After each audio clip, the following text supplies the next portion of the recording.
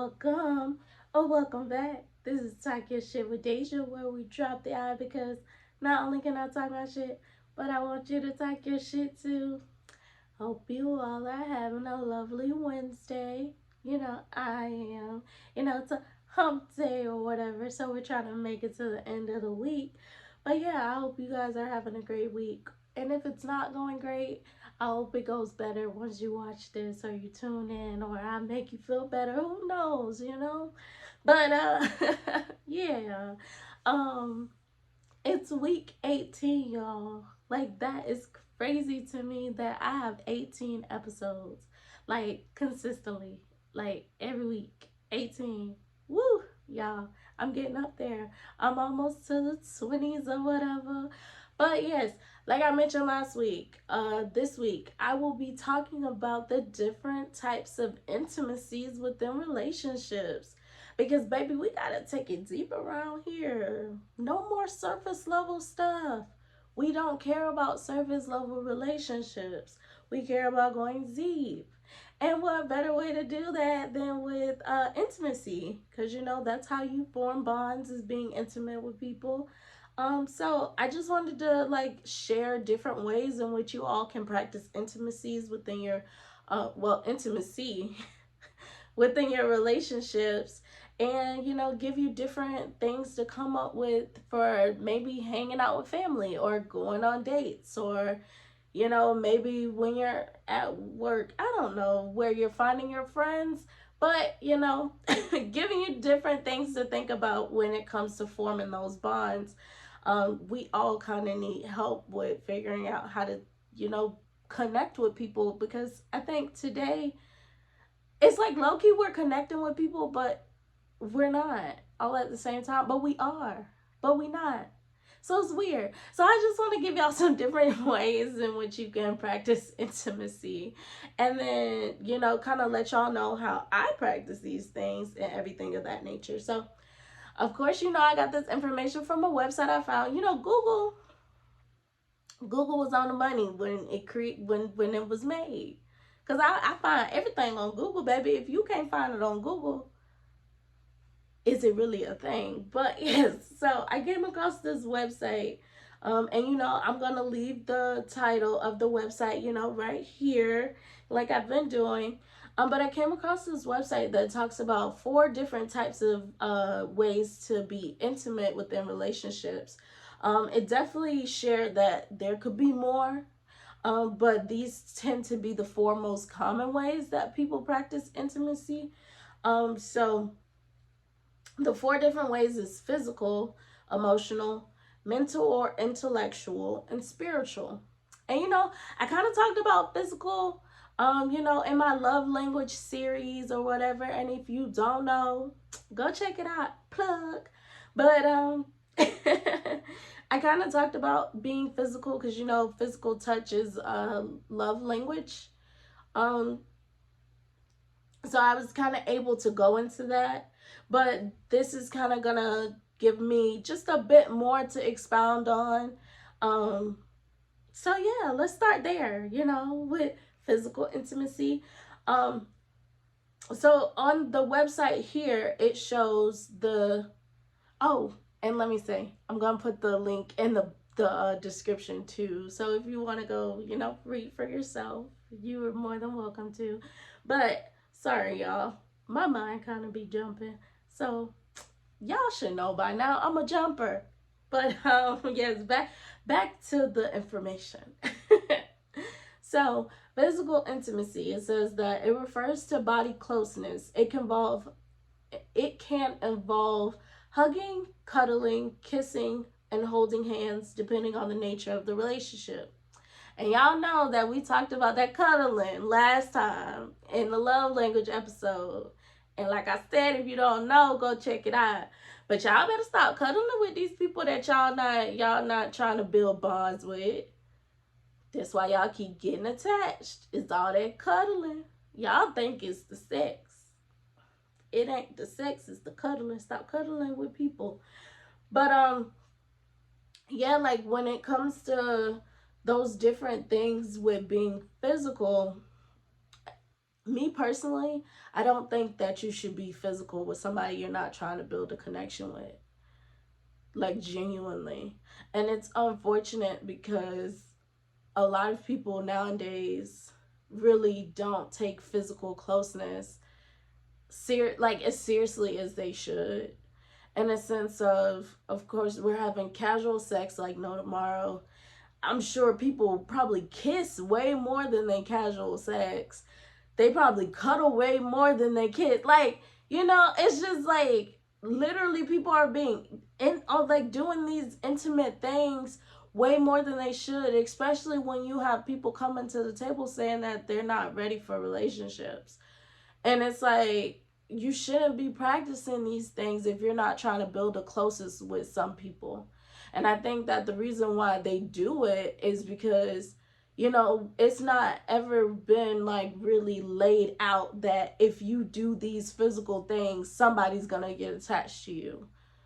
Like, I think like people know that there's a possibility that attachment can come when you're having sex or doing these things, but it's never really been laid out to us like, cuddling with that girl, she can fall in love with you. Like, kissing on that dude, he can fall for you. Especially like I've come across, or not come across, but I've heard so many men say like they literally don't even kiss if they're not into that person.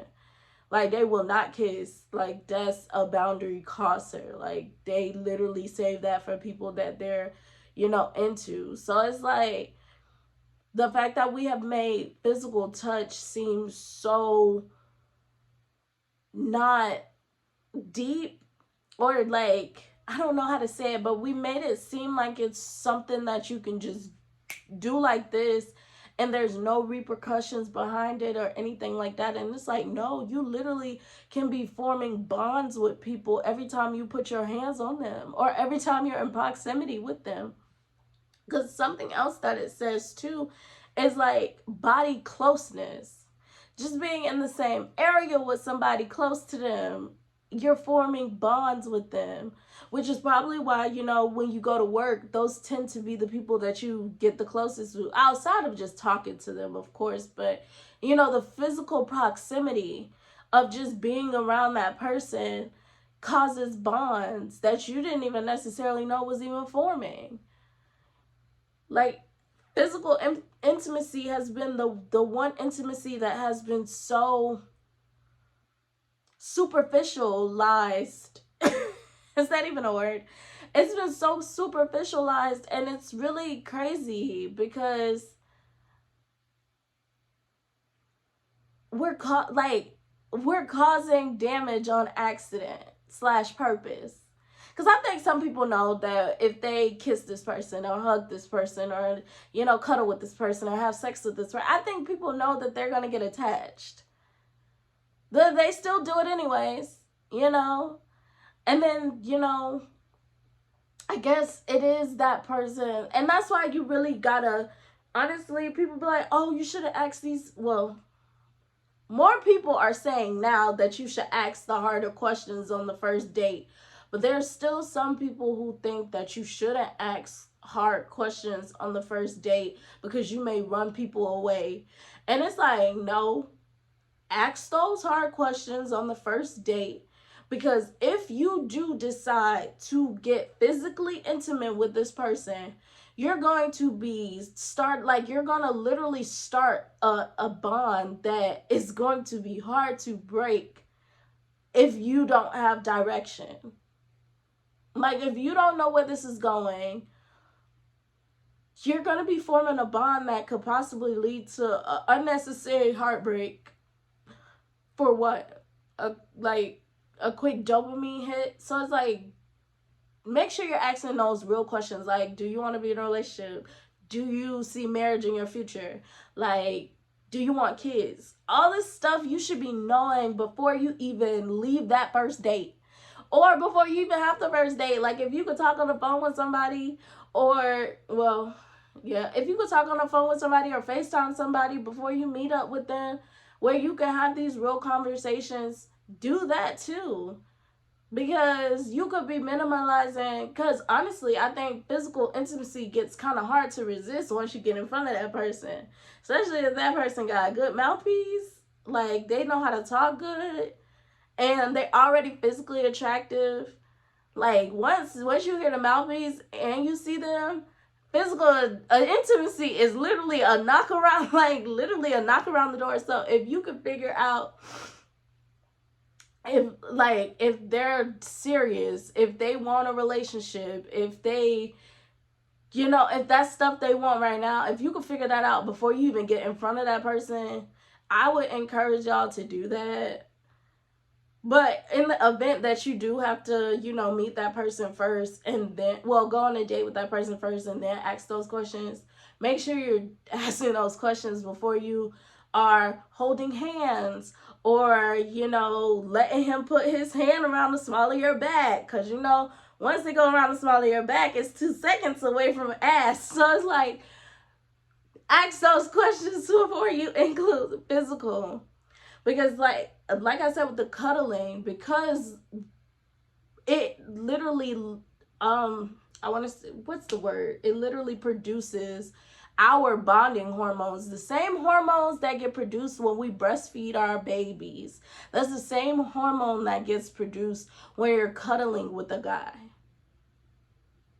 So it's just like, before you even get to that point, ask the right questions so you know that, okay, if I cross this line, he probably gonna break my heart because I'm probably gonna get attached to him again. Like, or okay, I can cross this line because I know that I have somebody that's in this journey with me and it's not just gonna necessarily go down the hill. Granted, they say people play games and they could be lying and all this other stuff. Well, it's a risk you had to take. Like, honestly, if you're having a real conversation with somebody and you are asking these real questions, and if you, by the end of these questions, mind you, you're not just asking, do you want to be married? Do you want to have children? Like, you're asking leading questions, like, if you do want to have children, how do you see yourself? Like, what kind of parent do you think you'll be? Or if you want to get married, like, ideally, how soon do you see that coming? Like, ask these leading questions. And if by the end of all these leading questions, if you think they lying, don't do that. Because I honestly think that if a person is lying about these things, when you're asking leading questions, you're going to trip them up. Ain't nobody practice this shit that much. Like, the truth is gonna reveal itself. I'm a hope that people ain't out here practicing the whole script and what to answer and whatever the case may be.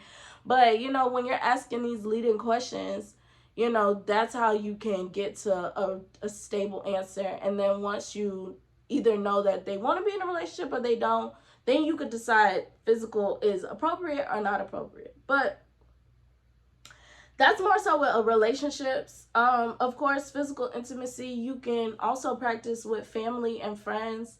Something I realized that I don't do a lot is have physical intimacy with my friends. Like, I don't really hug them. I don't really touch them at all. And I don't know if that's a good thing or a bad thing. I honestly don't know if my friends necessarily need that. I don't know too many women whose love language is physical touch, which is probably why I don't feel the need to do physical touch. But hey, friends, if you're out there and you like physical touch, let me know and we can give hugs and pats on the backs or something. I don't know, but I can make sure I put it in there. But I personally, with friends, I don't do physical, and with family, I barely do physical touch. Honestly, now I probably started hugging. No, I've only, yo, that's crazy. That's probably why I'm not a physical touch person in general. Now that I think about it, I'm really not a physical touch person. I really don't initiate anything with anybody. I'm getting more comfortable around dudes, so now I guess I'll probably touch them a bit more. But when I was in my first relationship, sir got upset that I never initiated anything. But it's just like, now that I'm thinking about, even with family, I don't think I've ever really we're not a physical touch type of family. Honestly, when I hug, well, okay, maybe when I was younger, because I used to love, well, I'm always around them too. So now I don't necessarily need to touch them, but I'm usually always around them. So I guess that's kind of physical intimacy. Because I'm usually around them. So even if I don't touch them or whatever, yeah, yeah, I'm working on it. So if husband, if you're out there and you're a physical touch person, bear with me. Like, I'm literally going through the thoughts right now, but I'm just like, we really didn't practice physical intimacy, but we were always around each other. Now, we were always up under each other, so that could be why we didn't necessarily need to touch each other, because we was always around each other. But even now, the last time I think I touched my mom was when she closed on her house in November. Like, we hugged and we cried. Did I have a touch? Well, no, I usually do touch her. Now, I ain't gonna say, like, I do touch her, but it's not like, I don't know. I don't know. I think maybe it's because I don't necessarily think of it as, the hugging and holding hands and stuff like that. But I think I do. Like, I always, like, hit my brother in, like, a playful manner. I, like, I'll poke at my mom. So maybe I am physical or getting physical. Yeah. But yeah, you could, sorry, y'all. Y'all can tell I just be going through my thoughts. But yeah, you can practice this with family members. I'd say be cautious doing this outside of family and friends, just because you would have to know people's comfortability levels. And that was one thing that it talked about on the website, is that you have to have conversations with people about what they're comfortable with. So you don't want to just go around people just touching on them and stuff like that. It's funny because my friend, and she gonna notice if she watch this, she do not like people touching her when we out in public.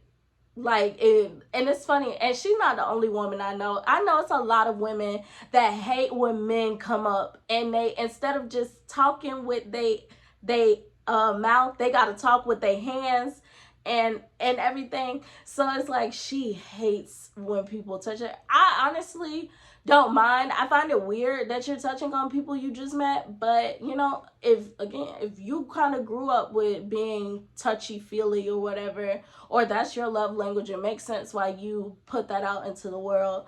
But you have to be cognizant of people's boundaries, or their comfortability level. You never know what people have been through.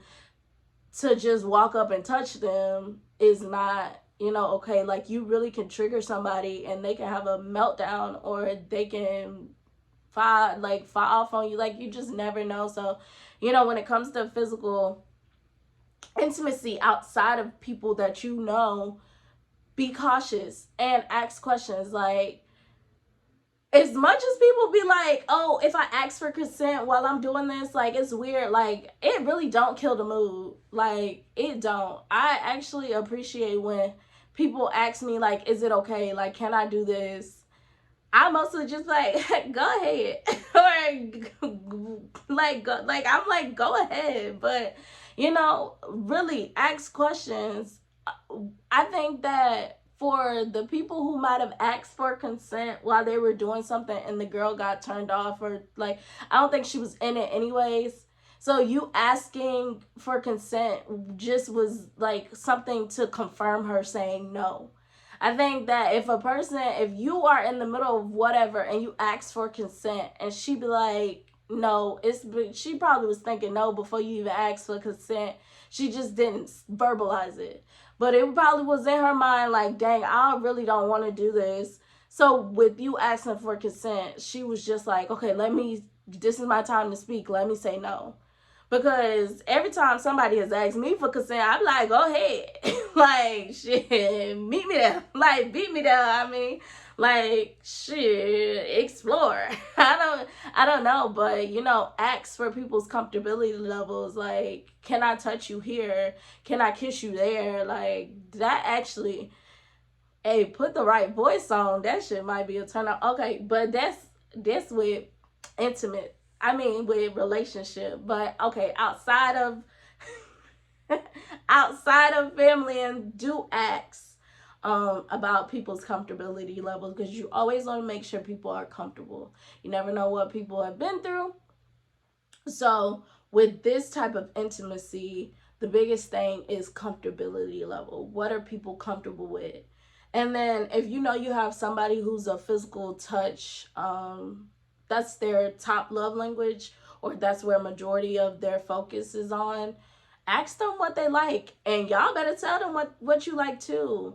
Like, it's weird when people like, well, I don't think a lot of dudes top love language is physical touch, but if it's like second, or for girls if it's second, you like to be touched, you need to be able to communicate how you like to be touched. You know, women, if you like to be roughed up, or you know, all that good jazz, let somebody know that. Or if you like to be held or cuddled, let somebody know that. For dudes, if you like for your woman to rub on your head, or you know, rub on your chest, or whatever the case, communicate that. Nobody's gonna know how to physically touch you if you don't communicate that. So people, let people know your boundaries, let people know your comfortability level, let people know what you like, and then let people know what you don't like. Tell people what your boundary levels are and all this other stuff. So yes, that is physical intimacy. So the next one is going to be emotional intimacy. So it says, being emotionally intimate with another person means being transparent with your deepest feelings, fears, and thoughts. It involves feeling safe and not judged. Um, and then it's all about being the same for the other person. So I'd say where this kind of goes in, if you think about like this with love languages, maybe your quality time, you can focus on emotional intimacy. I think that's honestly the best way to have quality time is when you can tap into this one, because this one is getting to the root, to who they are, low key. Um, yeah, even maybe words of affirmation too could kind of go into emotional intimacy. um Sharing, you know, that you're appreciative, letting people know um that you're grateful of their, like, them being in your life and things of that nature. You know, I think those, this is where emotion, low key, I'm trying to put these into love language categories, but you know, I think that emotional intimacy can go into, you know, those. And maybe gift giving, maybe depending on um the gift, which is why I say if it doesn't scream Dejanay, don't give it to me, because emotional intimacy might play a part in that. um if you're paying attention to what I like, or you know, the things that make me smile or bring joy to me, you know, those are emotional, so you give me gifts based on that. So I'll say that acts of service, shit, maybe emotional intimacy can go into all of them. But yeah, so when it comes to like your deepest feelings, fears, and thoughts, that stuff is all I care about nowadays. Honestly, since I've kind of matured or transformed mentally, I don't even, when I come across guys, I don't even care to ask, like, well, I don't even like when they ask, like, what's your favorite color? What do you like to do? Like, nah, let's skip all that. Like, you know, how did you grow up? What are your traumas? Like, how did your last relationship end? Like, have you ever been in love? Like, give me the deep shit.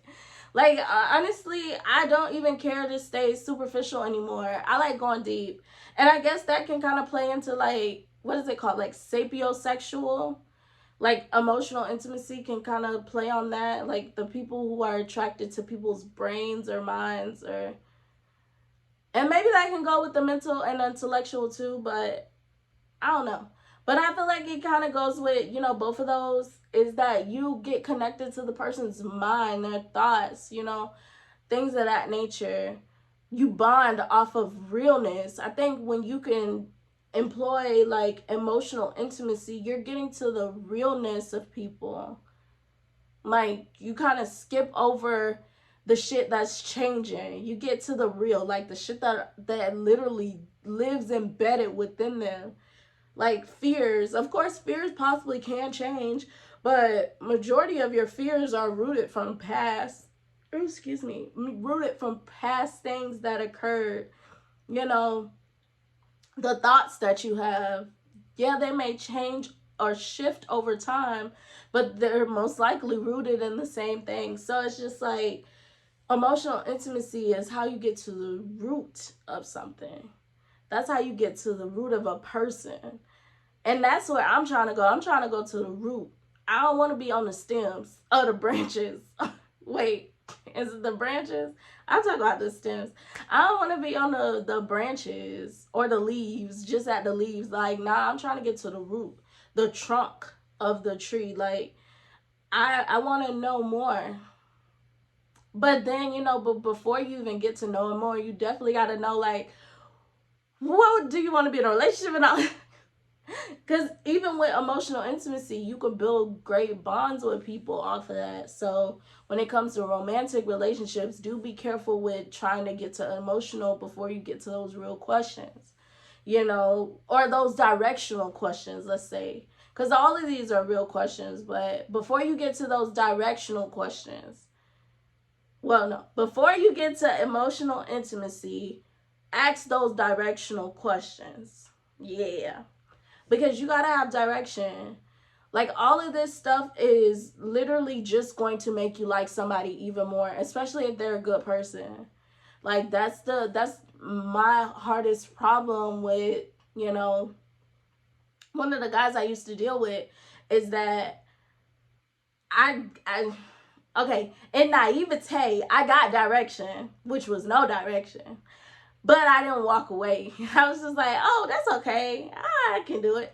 But we connected on everything else: physical, emotional, mental, intellectual, spiritual. Well, I don't think we really had like a real spiritual talk, and we don't need to.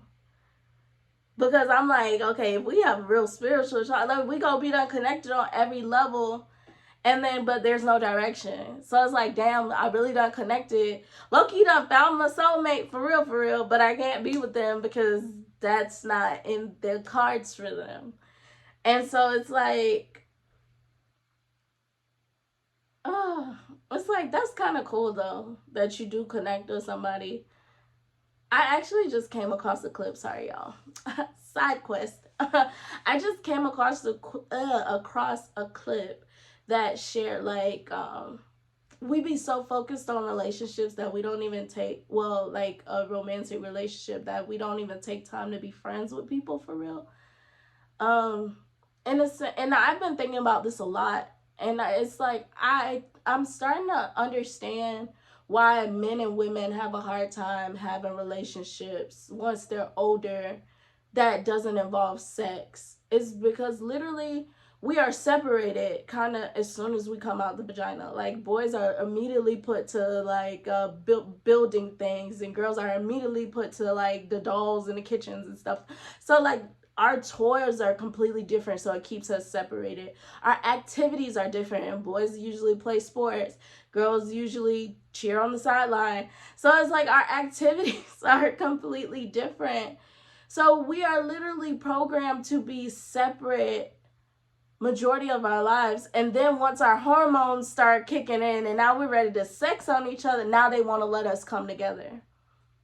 Like, no wonder why these people are only thinking about sex, and why they have a hard time even just being friends with people, is because by the time you actually be around girls consistently, all you want to do is fuck on them, because your hormones, puberty has hit you like a ton of bricks, and your hormones have kicked in, and you just want to sex on them. Like, so I think that we really have to start figuring out how to get our children back integrated to where girls play with boys, boys play with girls, so that by the time they get older, you know, they've created these sufficient relationships that was not based on sex, to where, you know, they're not only looking for that from somebody. Like, they really can get to know somebody. Of course, you know, puberty's still gonna make you want to be a horn dog, but you know, you can actually build kind of real relationships, and you're not only worried, so focused on sex that you really disregard the whole person itself.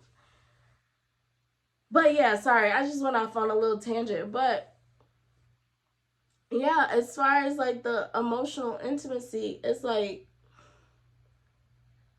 that really is the biggest building block for a lot of people. And you know, that was, honestly, I actually just started getting more emotionally intimate with my friend, but it's like I was able to formulate all these things and didn't have direction. So be careful when you go to being intimate with people that don't have the same direction as you, because you can very much so be attracted to the whole person, but they're going in the opposite direction of you.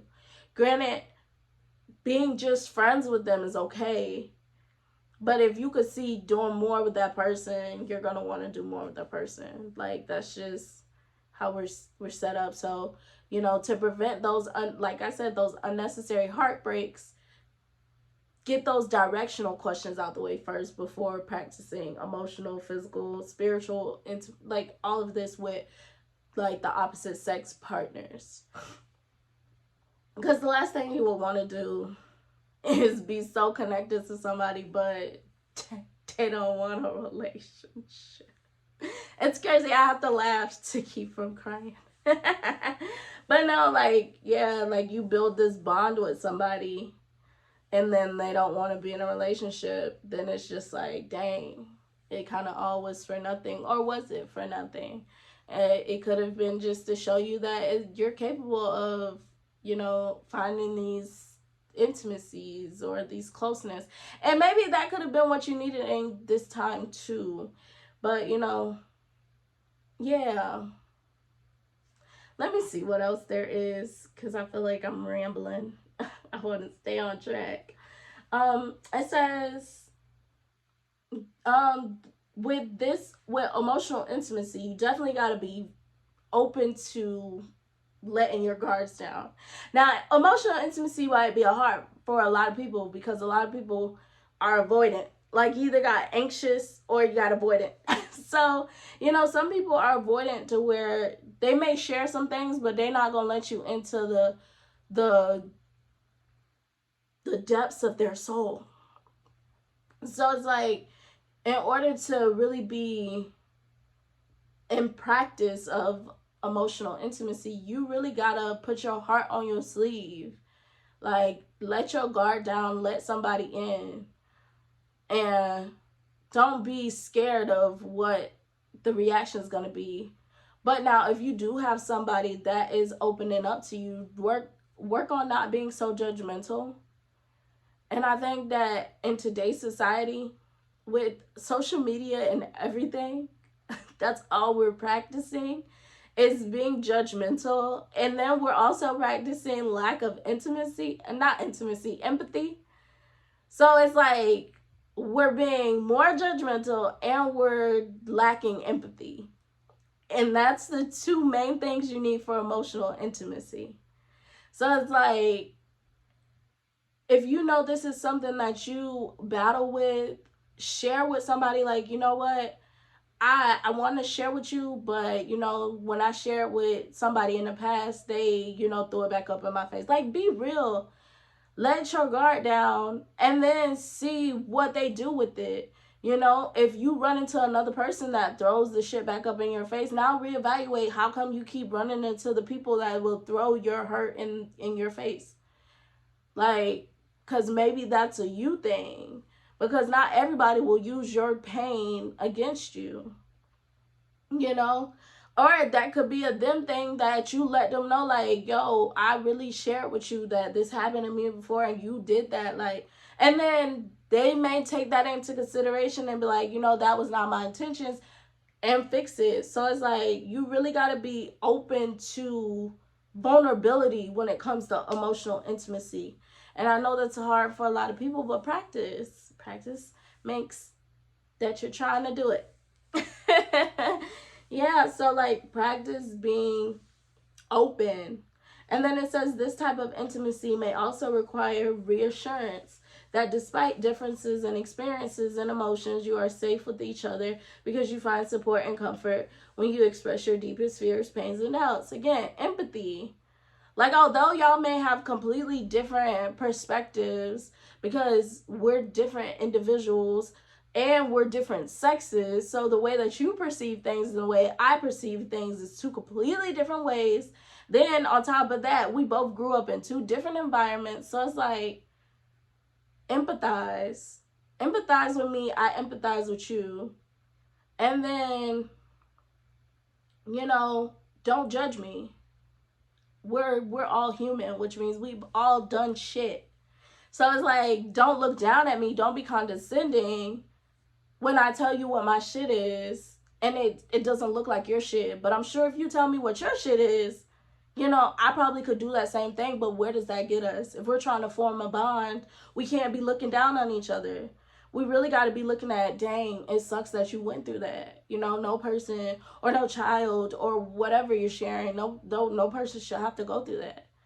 But then you got online and the internet, and these motherfuckers make you think that nobody in this world has empathy or is like judgment free. Like, these motherfuckers judge all the time, and it's so annoying. It's so annoying. And that's honestly too why, like, another, like, off to the side, but why I try not to speak on people personally, because a lot of times with the online stuff, we speak on we speak on people's stuff that they post to the internet as if we know them, as if we really can give an accurate assessment of the people, you know. And it's like, unless you have a real conversation with them, you really can't give accurate information. Yeah, you can give your idea from a snippet of the story, but that snippet of the story could be like, it, like, the whole story could change the whole trajectory of that little snippet. So it's like, I try to stay away from, you know, talking about people's shit that they post to the internet, because I don't know these people personally, and I don't know where the perspective comes from. I don't know where, like, none of this. And when you're just watching a clip, it ain't like you can sit there and ask these people verbatim, like, you know, what did you go through in childhood that would make you think like this, or what did you go through in adulthood that makes you, like, you can't ask these people that. So I try to stay away from that. But, you know, again, like, with emotional intimacy, you got to practice empathy, and then you got to practice being non-judgmental, and then being open, put your heart on your sleeve, and everything of that nature. Like me, I really don't, now I don't tell people everything, but I do tell people a good amount. And then, like, the closer we get, then I can tell you the intricacies of the little amount that I provided for you. But I definitely, you know, I gotta put my heart on my sleeve. Like, how else is my man gonna get to me if my heart ain't on my sleeve? Like, I ain't trying to make him put in a whole lot of work. Like, I don't got time. He ain't gotta come in here and just be trying to beat down, because, you know, people can get fatigued if they come into something and they're trying to get you to open up, but you're so damn closed off. Like, people are gonna get fatigued. Now, if you have a person that don't get fatigued, you better thank God every day that you wake up, and you better thank that man for being patient with you every day that you wake up. But some people will get fatigued trying to break down walls that they did not create. So it's like, with emotional intimacy, do remember that, you know, when you're being closed off, these people in front of you did not close you off. Somebody else did. And if you notice that when you go into a situation, you still hold back parts of you that are you, or you hold back stuff because of the past, like, you don't need to be dating right now. You need to be healing. You need to be addressing those issues. Like, no, you don't have to let all of your secrets fly in the first date. I mean, depending on the person, you might let all them things fly because the connection might be fire, but people shouldn't have to be trying to fight you, trying to get inside of your heart, because they gonna give up and move on to the next person. Like what they say, the path of least resistance.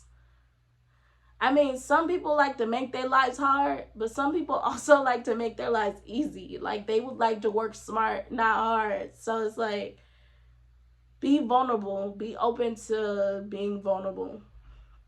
Okay, so next one is mental or intellectual.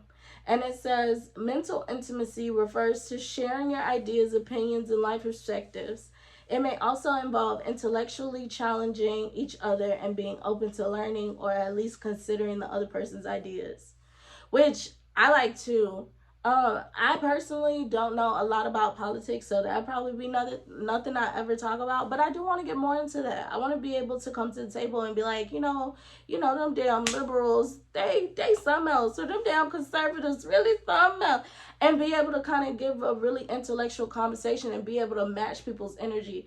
Like, yeah, I have some good talking points, but I definitely don't know the capacity of political things. As far as like other things, I'm always gonna bring my ideas to the table. Like I am very opinionated and I'm strong willed and all that good jazz. So it's like I definitely can bring a conversation forth to people. Like I'm very good at with that. Honestly, I'm sure when my friend gets on the phone with me, like previously, we'll be on the phone, we'll be quiet for a minute, and then I just bring up this random ass conversation. We be having a whole fucking conversation about some shit on the internet or something like along the lines of that. Like, I'm just, that's just where my mind is now. I'm deep, I'm not surface anymore. I like going deep, but mental or intellectual, and I like that too, because I am a talker and a thinker and an analyzer, and I like to figure stuff out or talk through things. Emotional and mental are kind of my two go-tos. I mean, I love physical, like I love to be cuddled. Like, y'all, in this period of loneliness, not being cuddled has been the hardest thing. But, emotional and mental have been the two that it might be what I ain't gonna give y'all cheat codes. And I'm moving differently. But it might be what kind of got me in the bed on first dates. Not even gonna lie to you. Like that sapiosexual thing, I think that's real. Like when you can have deep conversations, like the last two dudes, well, all four of them, we were having real conversations right out the gate. So it was a no-brainer that we were probably gonna get physical. But the last two dudes, the first date, there was nothing surface level. I want to say the guy was talking about his family. Well, the third one, the guy was talking about his family and how they go on trips out the country and things of that nature. And we were kind of discussing those things. Then the fourth guy was talking about how like he has like kind of family issues, like his mom and dad was divorced, and like we were literally getting deep. And then we were also talking about the manosphere. I don't know if we necessarily called it the manosphere then, but we were talking about, different things like being submissive and different things of that nature. Just getting his perspective. It's always nice to get a guy's perspective, rather than just women's, because you like to see where they're coming from. But that's if you want to get, let me give y'all the cheat code. It ain't my cheat code, but let me give y'all the cheat code. If you really want to get a woman in bed, have a real conversation with her. Have a real conversation with her and be real and honest and open. Have a real conversation with her. I bet you, unless she's really like no sex on the first date. If she's really that type of person where it's like no sex on the first date, then you could do all that and she's not. But she gonna be ready to see you again. She gonna be ready to, hey, when we going on another date? Well, she ain't gonna say it like that. That's kind of masculine. She's probably gonna be like, okay, when are we going on another date? Like, I'm free. Like when it, like literally have a real conversation, whether that be mental or, okay, low-key, I would say mental or intellectual. You might want to save that when y'all actually already having sex, because what you will notice is that men and women tend to disagree about a lot of things mentally. you know, intellectually. Like, now I'm not gonna say all of them disagree, but there's a lot of things that men and women tend to disagree with. So if you don't want to have like those disagreements, maybe first date, I'd say save that until third, fourth date. But hey, if you ready to dive in, like I said, I was doing this first date, and but we mostly agreed because sometimes I think like a dude. Sometimes, hey, but but yeah, we mostly agreed. But it was just like, have those real conversations. Don't be scared to have those real conversations. And when you do, you know, it's not a matter of like whose perspective is right versus whose perspective is wrong. Try to figure out why they lean the way that they lean. Like, me and my ex, we used to have a debate so much on transgenders, right? But slowly I've started to shift, or I have shifted throughout the conversation, because, you know, and learning more and understanding more and stuff of that nature, like, I've shifted. But I remember we used to argue like cats and dogs, like literally, like that used to be the conversation that just was like, okay, I'm over it, like, just shut it down, I don't even want to talk no more. But now it's like I can really have like a real conversation about it, because I've learned more, I've grown more, I've matured more. So it's like you can have these real conversations with people, and it really can bring you closer to them, especially if you agree. But in the event that you don't agree, again, try to figure out where they're coming from. You know, ask those oh, excuse me, y'all, I almost died. Ask those real questions to try and figure out, you know, why do you think that women should be submissive? Like, why do you think that, you know, men should be leaders? Like, why do you think this? And then you might get to the root of it, and then you understand more. Then you're not so quick to, you know, just be like, no, you're wrong. And like, no, you really start to be like, okay, that actually makes sense. You know, though I don't share the same sentiments as you, I can understand where you're coming from. And just be okay with not agreeing with everything. You know, we are individuals for a reason. That means that we're not going to agree with everything. So don't try to bring up something so that you could try to change people's minds, especially if you got somebody like me. You're not changing my mind. I'm the only person that could change my mind. Now, you can put the information out there and I can hear it, but it's going to take for me to actually go do my own research and study for me to change my mind. So it's like, don't ever come to a conversation with me trying to change my mind. It ain't happening. But now you can put the information out there. I can think on it and I can learn. And then if I think that what you were talking about makes more sense, then I lean towards that. But I still stand firm on what I believe in, and I'll go to war about what I believe in. So don't try to change my mind, but we can have a real conversation. But yeah, that's what I'll say about mental and intellectual. Oh, the last thing is, yeah, oh yeah, I just said that. Don't try to debate. Yeah, just don't try to debate with people. This is not a debate to try and win. It's more so like you use this to get closer to people. Again, honestly, mental or intellectual can kind of be rooted in emotional when you get to the root of like where your thought process, like, why are you a Democratic versus a conservative, or vice versa? Or why do you care more about, you know, what's reparations versus not? I don't know. But, you know, once you ask those leading questions and get deeper, you can kind of end up going into emotional intimacy, and now you're even closer. But again, this is something that you can do with everybody. But, you know, I've done this with all of my counterparts, and they got in my counterpart. No, I'm just kidding. Okay. Yeah. So lastly, before we run out of time, because I'm getting up there in time, is spiritual, which to me has become really important. Um, and it says spiritual intimacy means feeling close, validated, and safe, sharing your innermost ideas and beliefs on life's purpose and your connection with divine energies.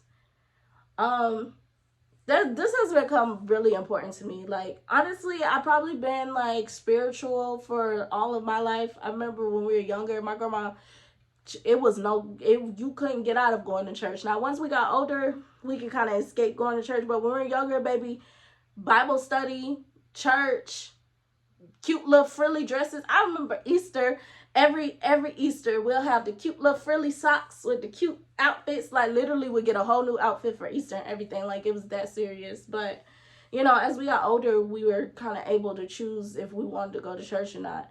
A lot of us kind of gravitated away from it. You know, we kind of gravitate back towards it. Now mostly I watch stuff on YouTube. I don't really go out, and that could just be because I'm a bit more isolated. I know my sister, she's back in the church, which she kind of never left, but she's like in the church. I know my cousin was getting back into the church, so it's like we've all kind of been gravitating back towards it. So it's definitely within us. I definitely would say I'm more spiritual now than religious. I do think that religion is tainted a little bit because you have religion that's run by people, and because people are imperfect, it can kind of taint it. So I'm more spiritual in that I want to do the work for myself. Of course, I definitely watch like my favorite pastor on Instagram now, or like in general, is Pastor Keon. Pastor Keon in Texas, that man right there, he got me through last year. I ain't gonna hold him, Pastor Todd. Him and Pastor Todd kind of got me through last year. Not even gonna hold you. Like, them was my saving graces. Like, when I tell you, going on Instagram and seeing a clip and then being able to go watch their full service and them just talking to my spirit and everything of that nature, like, they really got me through it. But I'm definitely more spiritual, and being able to have these conversations with other people is great. Like, my friend, did we did this year? I said that like she really here. We did a vision board, and I'll probably take a picture and put it like, yeah, right here on this side. We did a vision board this year to practice manifesting and things of that nature. Because I've actually learned more about, you know, our brain, how powerful our brains is, and, you know, focusing on stuff can actually make it happen and things of that nature, and you can manifest your future and all that good stuff. So we did a vision board, and that was a cool bonding moment because we were hanging out by the water, literally trying to keep her damn pictures from flying away because the wind was winding, baby. It was winding. But we were trying to keep her pictures from flying away and everything. So it was just like a cool bonding moment. And then, oh, well, I don't know if she wanted out to the public, so I'm gonna hold off on that little secret. But yeah, like, we did that together. And even before we did that, we just have been talking so much about like like with spirituality and things like that. Like, she wanted to start a business and use like angel numbers within the title of her name, and you know, leave it up to her to tell me about angel numbers, and now I feel like I see them everywhere. So if you follow me on like Instagram, or you're like my friend, or follow me on Facebook or whatever, you notice that I've been posting angel numbers because she put that shit in my head. Now I feel like I see angel numbers everywhere, baby. But yeah, spirituality is a great way to bond with people, especially people that have the same, you know, belief system as you. But even if you don't have the same belief system, again, like, figure out why the other person has the belief system that they do. Figure out, you know, what does religion or spirituality look like in their life, whether it's atheism or, you know, Christian or Buddhist or whatever. Figure out what part of them is rooted in spirituality or religion, or, you know, how does it come up in their lives. And, you know, you can even take that and lead it into, okay, if we were to have children, you know, what would you want us to instill in our children? Like, especially if you have difference of spiritualities, you know, this could be a moment where you're just like, okay, will we, you know, interconnect the both of them so that when they get older, they can kind of choose? Or, you know, do you want me to convert? Or have you ever thought about convert? You know, these are ways you literally can take the conversation deeper. But spirituality is a great thing. And I think that figuring out how spiritual somebody is gets to like the person they are, like moral wise. Like on my top 10 or 10 things that I want within the man, you know, I said I wanted them, I said godly or God fearing or something like that, but I was like, I want their morals to be rooted into spirituality in some way. Like they have to have morals that are above just them. Like, you know, a God fearing man is this or that. And so I strive to be that because, you know, that's my principles, that's who I am, or whatever the case may be. So it's like I want spirituality to be a part of their life. Now, do they have to go to church every Sunday? No, I don't go to church every Sunday. Do they have to do Bible study? No, I don't do Bible study. Now, what I will say is like, okay, if you do like practice a religion or whatever, you definitely should read the book that.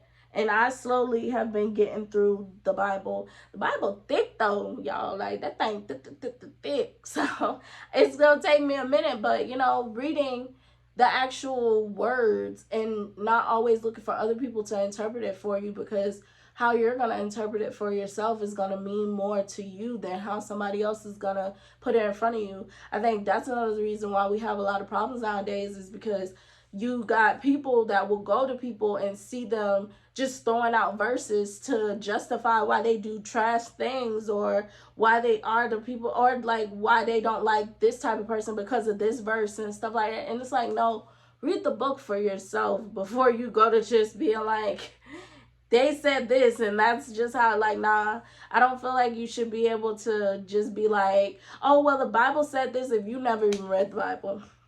Like, if you just heard somebody say it, like, did you know the context in which that verse came from? Do you know the story in which that verse was in? Like, go read it for yourself and then interpret it yourself, because all that you have been through is going to help you to interpret the Bible in a completely different way than somebody that put a verse online to justify why they want their woman to be submissive or whatever the case may be. Like, you know, so it's like that has become really important, and I definitely will make sure to have those conversations now moving forward with other people. I definitely have those conversations with family members. Like my sister, we be talking about spiritual things. Like she was just telling me how her and her friend have started, you know, doing things at the church that she's going to now and things of that nature. So, you know, that's always a great way to get closer, is where's their spirit rooted? Because if their spirit is tainted, then you gonna have a tainted ass relationship. But yes, figure out where the spirit is rooted, and then, you know, if it doesn't align with you, figure out again, like, who is this person? How did they get to where they are? Have they ever thought about having anything different? Like, thinking anything different? Like, these are things that help you get into a person without getting into a person. Just kidding. But yes, so yes, I'm going to close this out right here. I think that was kind of a very well explained for different types of intimacies. Again, it is physical, emotional, mental or intellectual, and spiritual. Yeah. So practice them when you go on a date. You know, figure out how to add in, you know, some spiritual intimacy or some mental intimacy. Or, you know, when you're with family, practice that physical intimacy. Give somebody a hug. Be like, baby, you look like you need a hug, and just give them a hug or something. Like, you know, start throwing these into your life and start building those real connections, because this is how you get to those real connections. It's not the money that you spend on somebody. It's not the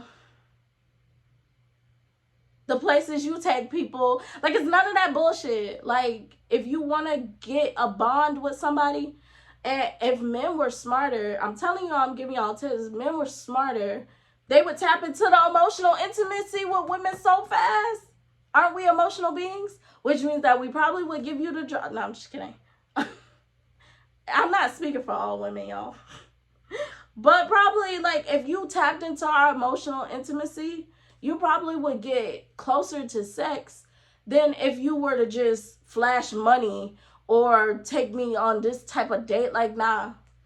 Tap into my brain. You might be closer to sex than just splurging on me. And I'm sure a lot of women probably feel that way too. But yeah, these are different ways you can practice intimacies within your relationship. Next week, let me look at the calendar. Lord, I can't see. Okay, next week, I'm going to be talking about communication types because there's different ways in which people communicate. And we're going to talk about the most effective way to communicate because that's what we should be striving to. But then we're going to talk about all the other ways that probably is a little non-conducive to getting to a better place or whatever. So we're going to talk about those next week. But this is Talk Your Shit with Deja, where we drop the I. Because not only can I talk my shit, but I want you to talk your shit too. Yeah, so like, comment, subscribe. Check me out on Apple Podcasts or Spotify, Apple Podcasts. And then follow me on TikTok, Facebook, Instagram. Yeah. So y'all tune in next week for those communication styles, types, whatever, examples. All that good jazz. And I will see y'all and tune in with y'all then. Bye.